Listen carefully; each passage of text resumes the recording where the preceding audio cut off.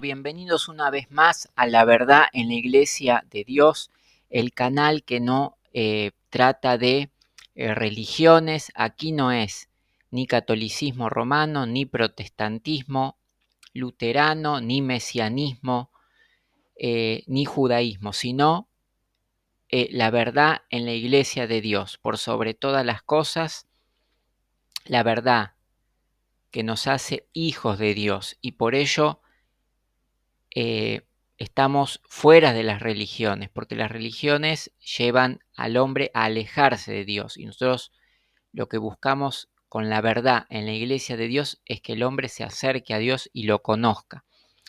Y lo que tenemos registros es a través de su palabra y la Escritura. Por lo tanto, acá no hay una posición que defina la religión, sino únicamente la verdad en la Iglesia de Dios. Y por ello se va a reaccionar a este nuevo video con un tema que se da siempre en este debate que genera la confusión en los creyentes. Vamos para allá. El principio de la escritura es bastante importante para mí, pues, y considero de que la única forma de que el principio de la escritura sea falso, me parece que es demostrando la infalibilidad de la iglesia o del magisterio. No.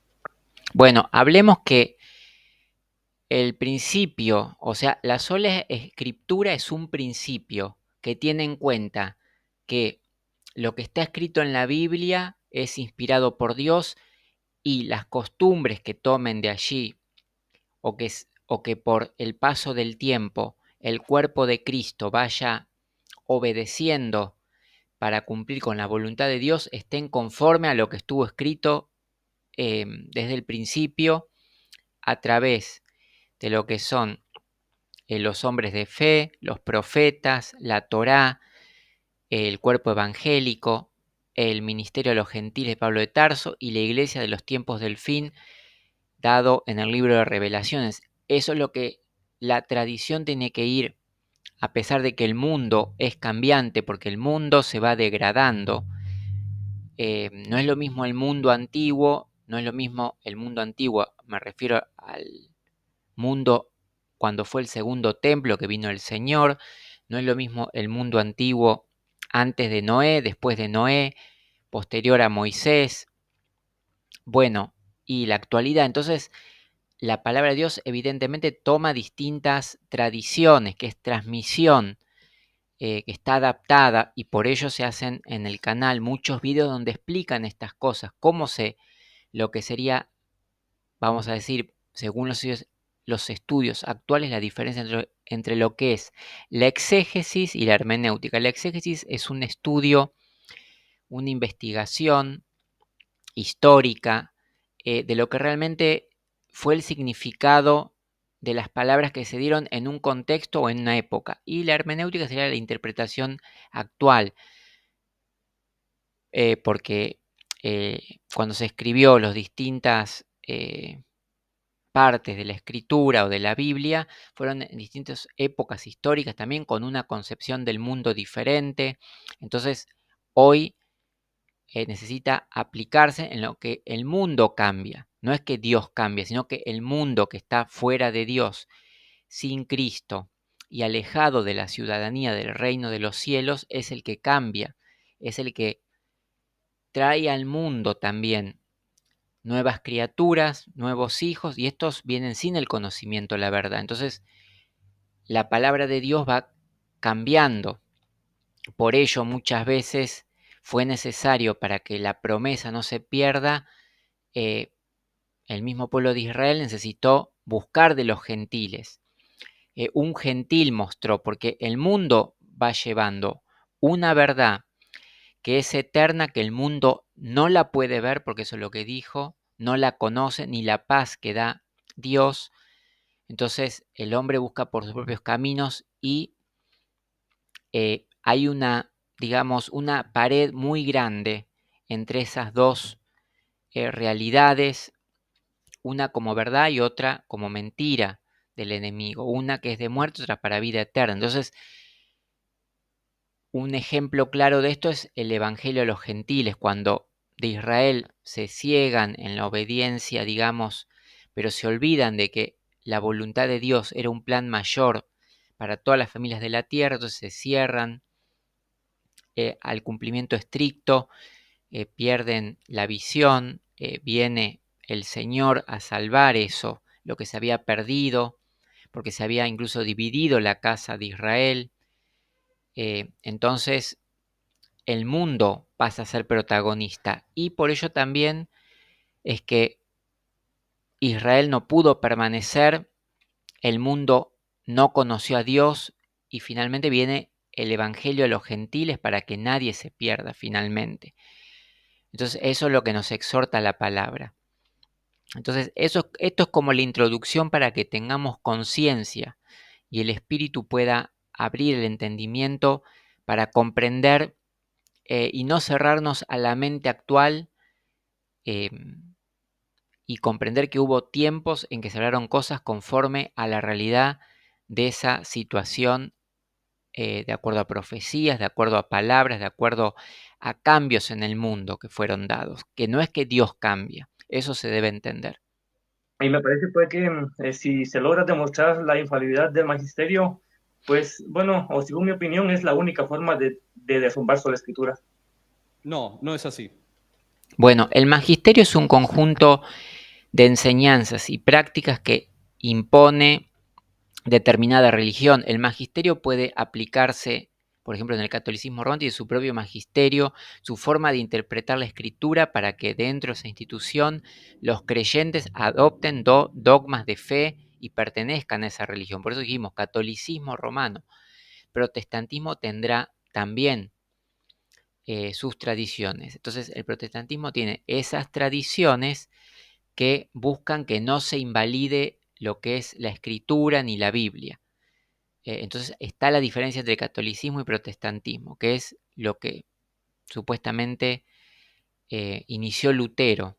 Pero de todos modos, el que sale de lo que es catolicismo romano no es que constantemente sea protestante el catolicismo, porque ya hay protestantes que no nacieron bajo Roma. Lutero sí era un protestante, justamente protestaba del catolicismo romano porque era católico romano y no fundó el protestantismo, sino que el catolicismo es el que lo excomulgó por hereje. Vamos a decir, lo consideró fuera porque eh, no había, digamos, para pertenecer hay que aceptar los dogmas de fe sin discutir y creer la infalibilidad de ese magisterio. Y lo que se enseñaba, bueno, Lutero con sus tesis intentó demostrar que no era, como también Jesucristo intentó demostrar que en su momento el cuerpo de sacerdotes, el Sanedrín, estaba errado y era funcional al gobierno de Roma, por lo cual el templo ya no servía a Dios, y por lo cual iba a ser destruido y iba a tener que levantarse el Señor. Bueno, esto ya es un tema más profundo para no desviar tanto, pero entender que finalmente estos temas son vanos, pero es necesario aclararlos para que se llegue a la verdad en la iglesia de Dios. Okay. Mirá, te lo hago cortita. Uno para demostrar que el principio de sola escritura es falso, no necesita demostrar la infalibilidad de la iglesia. Simplemente el principio de sola escritura, al mostrar que se cae por su propio peso y lo que afirma no puede demostrarlo, ya está, se cae, independientemente de lo que luego podamos llegar a decir acerca de la iglesia. Mira, sola escritura lo que profesa es que la escritura es la única fuente infalible en materia de fe. Eso es lo que profesa sola escritura. No, la sola escritura lo que profesa es un principio por el cual un creyente debería llevar las prácticas y los dogmas de fe basado únicamente en lo que hemos heredado y que está escrito en la Biblia. Y las tradiciones, que son debido a un mundo cambiante que se van adaptando, deben estar conforme a la escritura, los profetas, el misterio de los apóstoles, el evangelio de los gentiles, la iglesia de los tiempos del fin, para que no invaliden lo que es la palabra de vida eterna que nos ha dado el Dios creador del universo, el único y Dios verdadero. Por lo tanto, la iglesia representa la congregación de los creyentes que están bajo una unidad espiritual, bajo una misma fe, bajo un mismo Dios y Padre de todos, bajo un mismo Señor y bajo un mismo bautismo en el Espíritu. Por lo tanto, la iglesia no es una institución simplemente, si bien puede tener un orden ministerial, porque eso está dado conforme a los dones que ha dado el Espíritu de enseñar, a unos de profecía, algunos maestros, algunos los constituyó desde el principio apóstoles. Bueno, entonces hay un orden ministerial luego de que no se da la promesa en Pablo de Tarso, la venida inminente del reino, donde existen los obispos, los presbíteros, los obreros, hasta la revelación de Juan, donde ya se va a los fines directamente. Entonces nosotros ya teniendo toda la revelación, incluso la del fin, entonces de ahí pasamos a estar a los tiempos del fin. Nosotros estamos en los tiempos del fin. Lo que dure son los tiempos del fin porque ya todo fue consumado, todo fue revelado. Entonces, a partir de acá empieza la cuenta regresiva, que estamos en los tiempos del fin. Eso no se puede negar. Por lo tanto, la iglesia es el cuerpo que va teniendo a través del tiempo Cristo, a través de toda la revelación, desde el principio hasta el fin. Eso es lo que nos ha dejado Dios. En el momento que del segundo templo, donde viene el Señor, no estaba toda la revelación para nosotros, ni los mismos apóstoles tenían todo, sino que porque ellos estuvieron en ese momento presente. Y por ello hay muchas cosas que no podemos volver para atrás. Estamos en los tiempos del fin, porque ya llegamos a un final, a una revelación final, que es la que esperamos, y en esa paciencia, en esa fe hay que aguardar, que es en obedecer los mandamientos de Dios y tener el testimonio de la fe en Jesucristo para la salvación. Bueno, incluye todo lo anterior, pero finalmente tenemos otros mandamientos que son lo que se dio a la iglesia en los tiempos del fin, que se puede resumir en los 7 mensajes o los mensajes a las 7 iglesias de Asia, donde hay que basar el cuerpo de Cristo o la congregación en ese tipo de exhortaciones, en ese tipo de dirección o guía del Espíritu de santidad y verdad. Por lo tanto, lo que en el catolicismo se habla mucho es de la religión católica romana, que es una desviación de todo lo que es una mezcla de la iglesia primitiva, del judaísmo y del paganismo de las naciones. Por ello hay dogmas que se salen fuera de la escritura. Pero bueno, es la religión del mundo. Entonces, como dijimos que el reino de Dios sufre violencia y solo los valientes lo arrebatan, porque el reino de Dios es el que se derrumbó a causa de la desobediencia de Israel. Existe un cuerpo espiritual en el cual reina Cristo, en el cual expía la muerte Cristo. Esa es, vamos a decir, la iglesia verdadera de Dios. Entonces los creyentes forman el cuerpo. La cabeza es Cristo y la cabeza es la que ordena el cuerpo por medio de su espíritu, el cual envía. Es un bautismo en fuego y espíritu.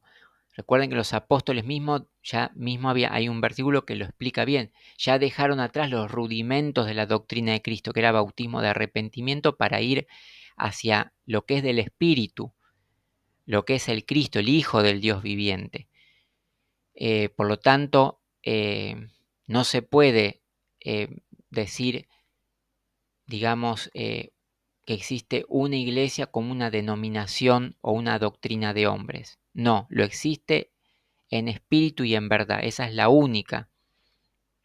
Por ello hay un Dios y Padre de todos y Él nos constituyó eh, hermanos y coherederos con Cristo, digamos, de esa promesa que Él tiene hacia nosotros, porque si no, ¿para qué estamos en esta tierra con este mandamiento obedeciendo? O somos o no somos, esa es la cuestión. Por ello que no hay una revelación diferente. Y a partir de Sí, sí, allí sí. se utiliza como principio hermenéutico, llámale como le quieras llamar. Bien. Si eso vos no lo podés demostrar con la escritura, listo, se terminó. Yo no necesito ni siquiera mostrarte la infalibilidad de la iglesia para mostrarte que el principio de sola escritura es falso. ¿Se entiende cómo es la lógica? Ok, bueno, también yo considero de que es bastante lógico mi punto, pues, debido a que el principio de la escritura dice de que la escritura es la única autoridad infalible. Si se demuestra otra autoridad infalible, estaría también derrumbando el principio de la escritura. Estoy de acuerdo, estoy de acuerdo. Ajá. Por eso que yo te dije, no estoy de acuerdo que la única manera de mostrar que sola escritura, el principio de sola escritura es falso, es demostrando que la iglesia es infalible. Yo no estoy de acuerdo con esa afirmación. Claro, si yo te demuestro que la iglesia es infalible, también esa es otra vía por medio de la que puedo demostrar que la sola escritura es falsa. Pero no es la única vía, no es la única vía. ¿Se entiende? O yo creo de que sí podemos estar de acuerdo, pues, y me parece de que sí hay muy buenos argumentos a favor de sola escritura. Y debido a que hay muy buenos, yo considero de que sí se te ha demostrado, pues, de que el principio de sola escritura es bastante coherente.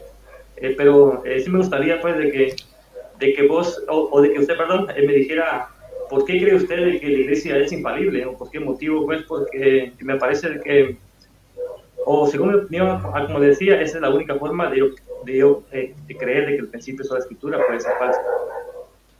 Pero aquí no estamos, el catolicismo romano no está hablando de la iglesia, sino que ellos se atribuyen ser la única iglesia fundada por Cristo. Pero ellos están, vamos a decir, estas personas son del rito latino o la católica romana del rito latino que está separado incluso de la oriental, la ortodoxa, que por ejemplo, a pesar de que aceptan la autoridad papal, no están a favor de la veneración de los santos u otras cosas, o la concepción, la Inmaculada Concepción. Hay diferentes, o sea, esto no es así como ellos lo plantean.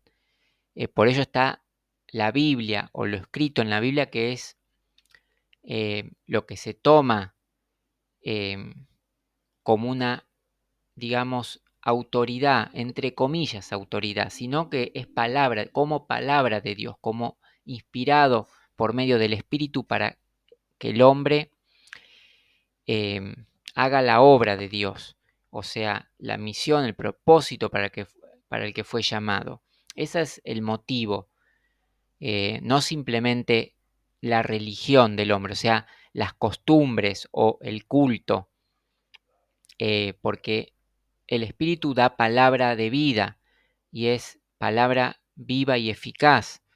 Entonces no puede estar vinculada a algo magisterial únicamente, como infalible, porque el obrar del Espíritu es individual, conforme al llamado de cada uno, al don recibido, a la naturaleza de la vida que tiene uno para donde Dios lo pone, ser lumbrera, ser luz.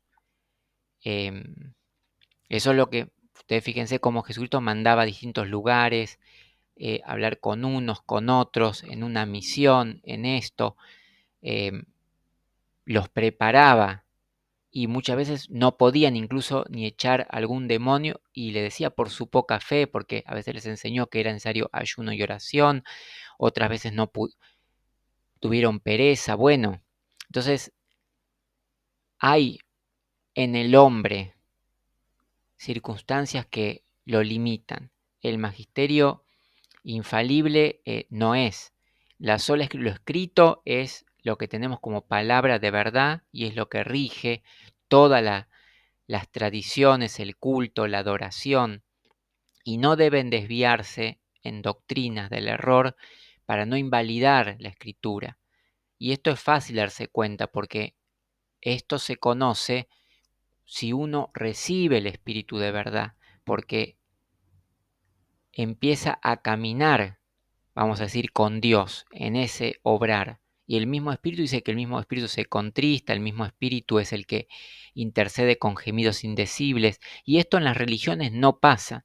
Por ello es que el hombre bajo la religión no es más que carne, obedeciendo a hombres, digamos, pero Dios, digamos, por medio del Señor ya dio poder al Señor para vencer la muerte y que nosotros tengamos el conocimiento ya de la vida eterna, lo que no lo vamos a poder lograr sin pasar por la muerte.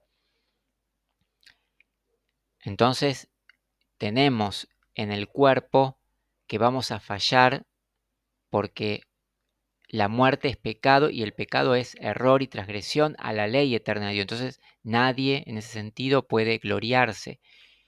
Tiene que tener la vida por el Espíritu. Si esto no se da, entonces vana es la religión del hombre. Eso es lo que pasaba en el mundo antiguo y por lo cual también se presentaba al Dios invisible que muchos buscaban y después conocieron a través de lo que era la fe, a través de lo que era el oír la palabra de Dios. Bueno, entonces ahí la importancia de la sola escritura o el principio, no es un dogma de fe. Esto, ellos lo tratan como, no es un dogma de fe, es un principio.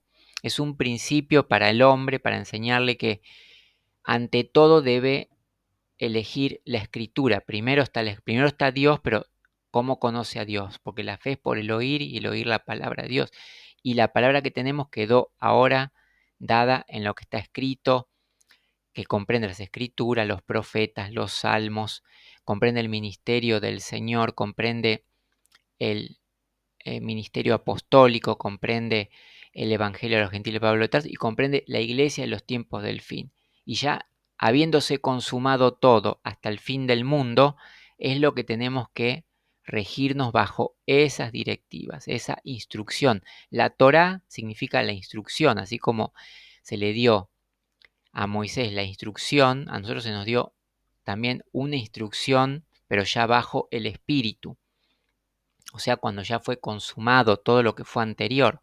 Entonces, a partir de ahí debe, como nuevas criaturas en Cristo, lo que nos guía en la verdad es el Espíritu obedeciendo lo que es la palabra de Dios. Después el Espíritu se encargará de dar los frutos que son del Espíritu. Por sus frutos los conoceréis, ahí los conocemos. Si alguien está todavía en confusión o en doctrina de hombres es porque el Espíritu no está dando frutos. Hay un tema siempre en debate que no se soluciona. Estamos en el año 2025 y estos temas vienen del segundo templo y todavía no hay claridad. Entonces, por ello, también este canal es la verdad en la iglesia de Dios, para que podamos ver la verdad con libertad, pero no libertinaje, sino la libertad que pueda dar el Espíritu. Para ello hay que estar libre de pecado, ¿no? Como dice, está bien, el que esté libre de pecado, pero digamos, santificado, justificado, digamos, en la sangre de Cristo. Si no está esto, no se puede ir adelante, avanzar. Si uno cree que eucarísticamente, porque está tomando el cuerpo de Cristo, eso no es la verdad. Aunque en el momento tengan experiencias paranormales, como afirman ellos, no es, porque es otra cosa llevar la cruz de Cristo, llevar el cuerpo de Cristo y la sangre, es otro entendimiento, es otro espíritu el que se debe recibir para conocer la verdad. Vamos a seguir para no extendernos. No, reitero, no. Si vos no me mostrás a mí en la Biblia que la Biblia enseñe que la Biblia es la única fuente infalible de autoridad, si vos no me podés mostrar eso con la Biblia, ya... Pero es que la palabra de Dios ya fue compilada dentro de la Biblia, lo que son el principio, vamos a decir, la creación, lo que fue Noé, lo que fue Abraham, lo que fue Israel, lo que fue Moisés, Egipto y Moisés, lo que fue los reyes en Israel, lo que fue la venida del Señor y el cumplimiento de las profecías, lo que fue el rechazo por parte de Israel y el ministerio de los gentiles dado a Pablo de Tarso. Tenemos también, entonces, ¿qué hay que demostrar más que diga que es la sola escritura que comprende todo el compendio de lo que Dios quiere que tengamos en nuestra vida? Ese es el principio de sola escritura, que basemos todo en eso por medio ahora del Espíritu de verdad y santidad, apartados formando un cuerpo, que es el cuerpo de Cristo. Por ello es el cuerpo, no es la cabeza. Lo que los creyentes forman es el cuerpo. La cabeza es Cristo. Y cómo viene, la cabeza es la que guía el cuerpo, por cual obedecemos por medio del Espíritu. El Espíritu es lo que alimenta el cuerpo.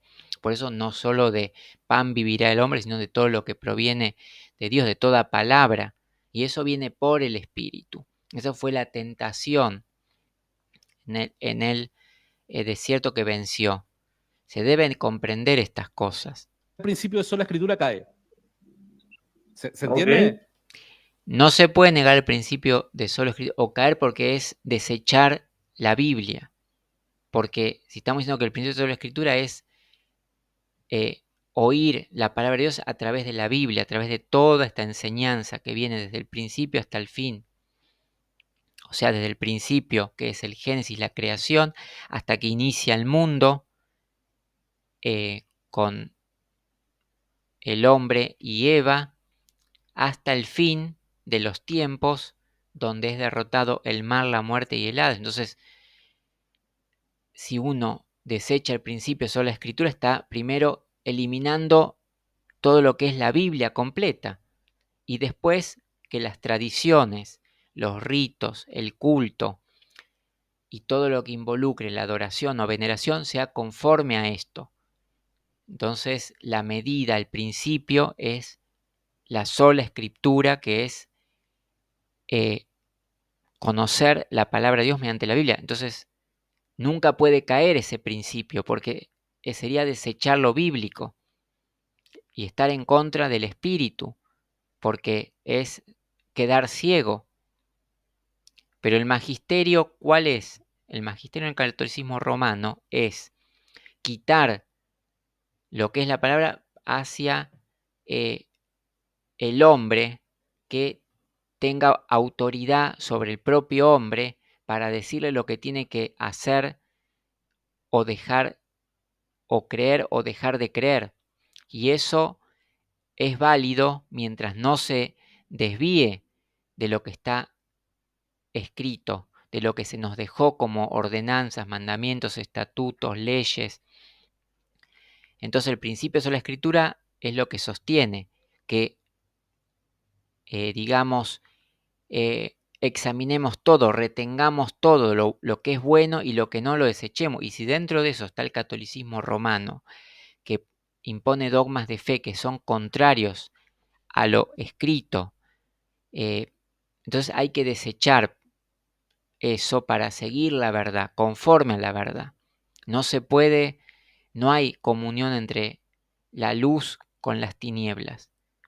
Cuando aparece la luz, las tinieblas que no existen son llenas de luz, y eso no tiene otra fuente que la Biblia, que lo escrito en la palabra. Es lumbrera a los pies. Otra vía, Pues, ese es un camino. Otra vía sería, mira, te muestro que además de las escrituras, la iglesia es infalible. Ese es otro camino. O sea, tengo dos caminos por medio de los cuales te puedo mostrar que la sola escritura es falsa. Pero no es el único camino, el de la infalibilidad de la iglesia. También el de sostener la sola escritura. me parece bien. Pero acá no estamos hablando de la infalibilidad de la iglesia, sino de la religión. Porque acá el problema no es con la iglesia. sino con la religión, porque en la iglesia están todos los que son santificados, perdonados, lavados en la sangre de Cristo, pagados con sangre preciosa. Entonces, si los que componen el cuerpo son todos esos y son llamados conforme a su voluntad y están en el proceso de convertirse en hijos de Dios, que bien, si bien son hijos de Dios, pero están en camino de instruirse, de ser perfectos a los ojos de Dios para que por la fe conquisten las promesas de Dios, para que el reino de Dios pueda venir y establecerse, no se puede eso limitar a la religión, sino que es el hombre que recibe la vida por el Espíritu y ese forma el cuerpo. Por lo tanto, aquí no hay problema la infalibilidad de la iglesia, sino de las religiones del mundo. Y el catolicismo romano es una religión del mundo, porque no surge de lo que es el Espíritu, sino que hay ciertos hechos que han demostrado a través de la historia de que han fracasado como institución doctrinal humana y no hacen el arrepentimiento. Es como cuando existía durante el segundo templo un Sanedrín, sacerdotes, pero no eran conforme a la voluntad de Dios. Por ello Jesucristo los reprendía de esa manera, no porque sean judíos y porque quería crear una religión nueva, no, sino para que vuelvan a lo que estaba escrito. Por eso decía, miren a las escrituras, a Moisés de quien hablaba, a los profetas que mataron, pero no es que lo decía porque muchas veces pasaba eso, el hombre por el poder, por la religiosidad, invalidaba la palabra de Dios, se olvidaba. Por ello el diablo también tentó, el enemigo, que le daría todo el poder y los reinos de este mundo, si postrado le adorase. Y eso es lo que rechazó, por eso está diciendo, la adoración es en espíritu y en verdad. No existe esto de querer anular. Llegan hasta este punto de querer anular la Biblia prácticamente. Y eso es lo que pasa por seguir doctrinas de hombres. Aunque sí considero de que es como que son temas complementarios. Bueno, qué sé yo. Ajá. Opiniones Sí, personales, a gusto personal. Exacto, sí, yo considero de que tu opinión personal también es a gusto personal, ¿verdad? Y entonces, pero sí me gustaría, pues, o no es que sea con mala intención, pues, entrar aquí No me parece que sea mal con mala intención, si no, no te dejaría hacerlo. Quédate tranquilo. Sí, pues me parece de que debido a que la infalibilidad es autoridad y toda autoridad es delegada por alguien mayor, ¿verdad? Entonces yo veo de que es totalmente necesario de que Jesucristo lo haya instituido directamente, o sea los apóstoles. No entendí. Reformulámelo porque no estoy entendiendo. Vamos a ir más adelante para ver si hay algo más que agregar. Okay. Es que debido a que, o no sé si será o si será mi opinión, ¿verdad? De que el único medio de demostrar de que la iglesia es infalible